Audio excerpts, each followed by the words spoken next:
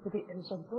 Uyu munsi tugiye kongera kureba ikimenyetso cya karindwi cy'imperuka, aribyo bimenyetso byo mu kirere, kikaba aricyo kimenyetso cya nyuma mu bimenyetso birindwi by'imperuka. Nk'uko tumaze kubona ibimenyetso bitandatu byabanje, icya mbere cyari intambara n'imvururu ku isi, icya kabiri cyari indwara zikomeye z'ibyorezo, icya gatatu ni ibiza bikomeye, icya kane ni icy'abahanuzi b'ibinyoma, icya gatanu ni urukundo ruzakonja, ikimenyetso cya gatandatu ni ubutumwa bwiza buzabanza kugera ku isi yose mbere y'uko Kristo agaruka. Ibimenyetso byo mu kirere. Bibiliya ivuga ibimenyetso byo mu kirere nk'ukwezi guhinduka amaraso, izuba kuzijima, inyenyeri kugwa n'ibindi. Ariko kugeza ubu ibyo bimenyetso ntibiragaragara mu buryo buhamye nk'uko byanditswe mu byahishuwe ibice bitandatu umurongo wa 12 n'uwa 13. Abahanga mu by'amateka bavuga ko ibi ari ibimenyetso by'ubuhanuzi bigomba kuboneka mu gihe cy'imperuka. Si ibintu byamaze kuba mu buryo buhoraho. Ariko tukiri aha nanone twibuke ko ibimenyetso byo mu kirere ntabwo ari uko isi yose izabibona. Hariho ibihugu biriya bya Aziya, Israel, ibihugu n'ubundi bizagaragaramo ibimenyetso by'imperuka byo mu kirere. Ntabwo ari ibihugu byose bizabonera ku isi ibimenyetso by'imperuka, ahubwo nk'uko Israel igihugu cy'Imana, nubwo byose ari iby'Imana, ariko Isirayeli ni kimwe mu bihugu bijya bigaragariramo ibimenyetso by'imperuka. Ikimenyetso cya karindwi rero cyo kugwa kw'ibimenyetso byo mu kirere, cyane cyane abatuye umugabane wa Aziya nibo bazabibona kurusha ahandi ku isi. Matayo 24 umurongo wa 29 na Luka 21 umurongo wa 25. Ni ibintu abantu bashobora kubibona cyangwa kubyumva mu buryo bw'ikirere, dore ko bashobora kuzasobanura no kubireba. Muri Luka 21:25 ngo hazabaho ibimenyetso ku zuba no ku kwezi no ku nyenyeri. Tuzabona gute ibimenyetso mu kirere? Ibimenyetso Bibiliya ivuga ni izuba rizijima nk'uko bigaragara mu byahishuwe 6:12. Bivuga ko izuba rizijima, rizizinga nk'igunira, ukwezi kuzahinduka amaraso.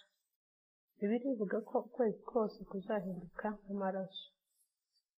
Inyenyeri zizagwa. Inyenyeri zo mu ijuru zizagwa nk'imbuto z'umutini zinyeganyejwe n'umuyaga. Ibishyitsi bikomeye. Hazabaho umutingito ukomeye ku isi icyo gihe. Izuba n'ukwezi bizahinduka. Bibiliya ivuga ko izuba rizamurika ridasanzwe n'ukwezi guhinduka imbere y'imperuka, uko tuzabibona. Izuba rishobora kugaragara ritukura cyane mu gitondo cyangwa mu ijoro. Ukwezi gushobora kuba dufite ibara ritandukanye cyangwa kugorana kubona neza. Bishobora kuba ibimenyetso bya solar activity, eclipse cyangwa se pollution y'ikirere. Ikindi ni uko inyenyeri zizagwa cyangwa ibintu bitangaje byo mu kirere. Nk'uko n'ubundi Luka 21:25 havuga ko hazabaho ibimenyetso n'inyenyeri, uko tuzabibona.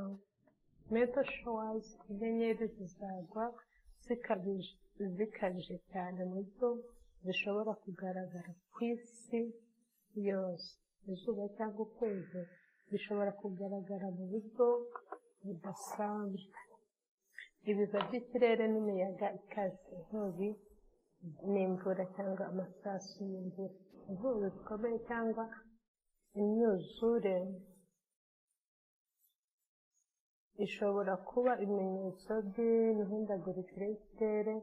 Uko wabibona ni ugukurikira amakuru y'ikirere, satellite image cyangwa weather warnings. Hakazabaho ihindagurika ry'ikirere ridasanzwe. Ibi bishobora kugaragara nk'imvura idasanzwe, ubushyuhe budasanzwe cyangwa izuba rikabije mu buryo butunguranye.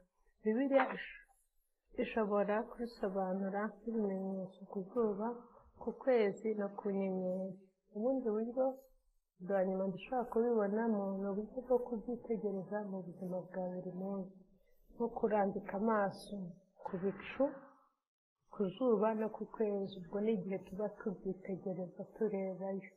Gukurikirana meteor showers cyangwa solar storms, tukongera kwitegereza ibintu bitangaje mu kirere kandi ukabihuza n'ibimenyetso bivugwa muri Bibiliya.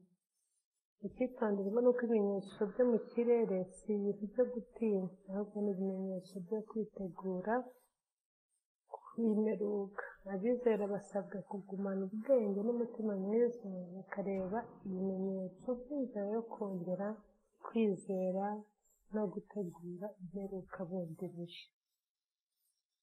Dusaba Imana kugira ngo izadufashe muri ibyo bihe tugiye kwegereza. Mwami Imana, turagushima ko utuburira ibizaba mu mperuka, ukadusaba kuba maso mu gihe tugutegereje. Turagutakambira Mwami Imana, udutegurire imitima kugira ngo tuzaba bizerwa mu gihe cy'ibigeragezo. Turagutakambiye ngo uduhe umwuka wera aduhugure, adukomeze mu kwizera no mu rukundo rwa Kristo. Mwami Yesu, utubabarire ibyaha byacu, utwigereze kandi uturinde mu gihe cy'akaga dutegereje kugaruka kwawe, kandi twifuje kuzahagarara imbere y'intebe yawe tudatsinzwe, tudafite ikizinga n'umunkanyari. Mwami, tubigusabye twizeye izina ryawe Yesu.